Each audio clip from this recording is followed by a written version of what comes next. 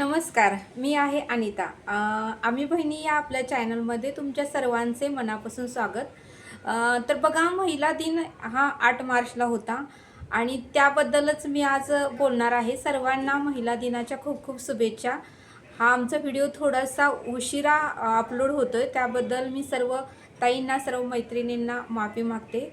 थोडंसं कामामुळे व्हिडिओ बनवायला वेळ मिळाला नाही, म्हणून थोडासा उशिरा व्हिडिओ येत आहे. तर सर्वांना महिला दिनाच्या खूप खूप शुभेच्छा. तर मला सर्व ताईंना हे सांगावं वाटतं की तर एक स्त्री एक अनंत काळाची माता आहे आणि स्त्री ही त्यागी वृत्ती आहे. तिच्याकडे माया, प्रेम भरपूर आहे आणि एका स्त्रीला बनवण्यासाठी सुद्धा परमेश्वराला, देवाला सुद्धा खूप वेळ द्यावा लागला आणि खूप विचार करून देवाने स्त्रीला जन्माला घातलं.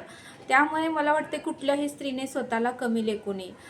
कारण एक स्त्री घरात आहे म्हणूनच घराला घर पण आहे. घर हे मंदिर आहे. बघा, एखादी ताई किंवा कुठलीही स्त्री एखादी जर माहेरी गेली 1 महिनाभर, तर बघा घराची अवस्था कशी होती. अस्ताव्यस्त घर पडतं आणि एकदम घरामध्ये अशांतता निर्माण होते, म्हणजे घरात करमत नाही. पण ती स्त्री जर घरात असेल तर बघा, घर स्वच्छ होतं, घर निर्मळ होतं, वेळच्या वेळी स्वयंपाक बनतो, सर्वांना डबा, नाश्ता, जेवण हे वेळच्या वेळी मिळतं. म्हणून कुठल्याही स्त्रीने किंवा कुठल्याही ताईने स्वतःला कधीही कमी समजू नये.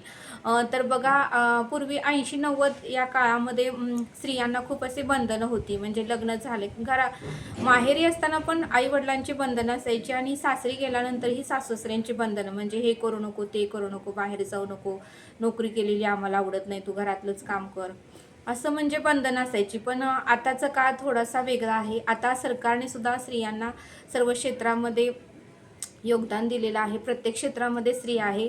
आज रेल्वे या संस्थेमध्ये सुद्धा स्त्री कामाला आहे. बस स्वतः चालवते, कंडक्टर म्हणून ती काम करते, विमानामध्ये सुद्धा ती काम करते, बँकेमध्ये, सर्व क्षेत्रामध्ये आज स्त्रिया आहेत.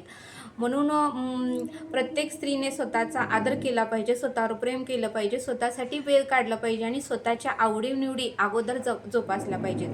बघा, ती तर सर्वांचं करतेच. ती मुलांचं करते, सासू-सासऱ्यांचं करते, नवऱ्याचं करते, आपल्या आईवडिलांची सुद्धा ती काही जबाबदारी असेल तर पूर्ण करते.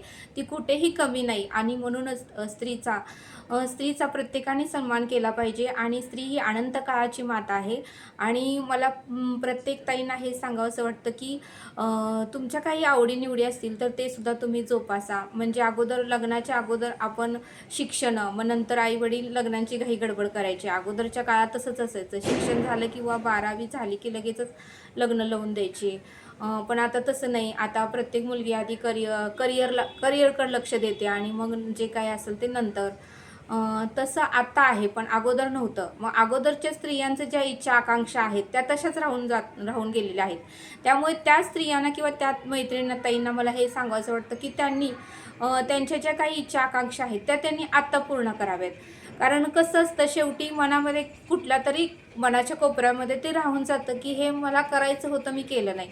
मग जोपर्यंत आपलं वय आहे तोपर्यंत मला वाटते ते आपण केलं पाहिजे. एकदा का आपली 50-60 वय झालं की आपल्याला म्हणजे कुठल्याच गोष्टीमध्ये इंटरेस्ट राहत नाही. म्हणजे कसं, वय झाल्यानंतर प्रत्येक गोष्टीतून आपण अलिप्त होतो की आता नकोच. म्हणजे ते वयामानानुसार आपल्यामध्ये ते विचार येतातच की बाबा आता काय उपयोग आहे, माझं वय गेलं.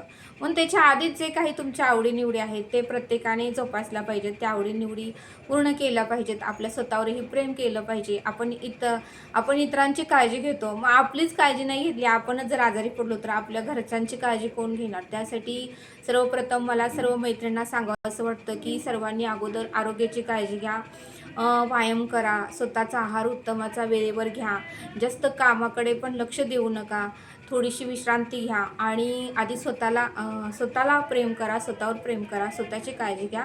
कारण तुम्ही व्यवस्थित आणि उत्तम असाल तर तुम्ही घरच्यांची काळजी घ्याल.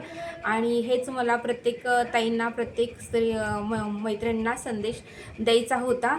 आणि हा व्हिडिओ थोडासा उशिरा आल्याबद्दल मी सर्वांना खूप खूप माफी